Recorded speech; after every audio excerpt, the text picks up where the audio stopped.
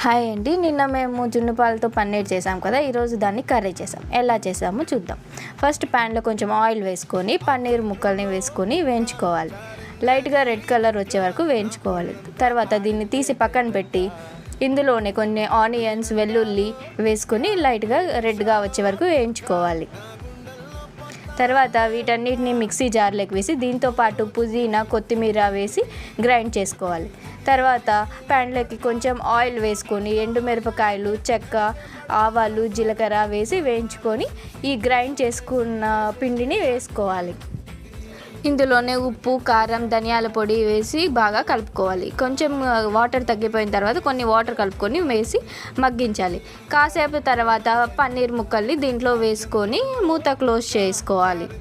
ఒక 10 మినిట్స్ తర్వాత ఓపెన్ చేస్తే పన్నీర్ కర్రీ రెడీ అవుతుంది.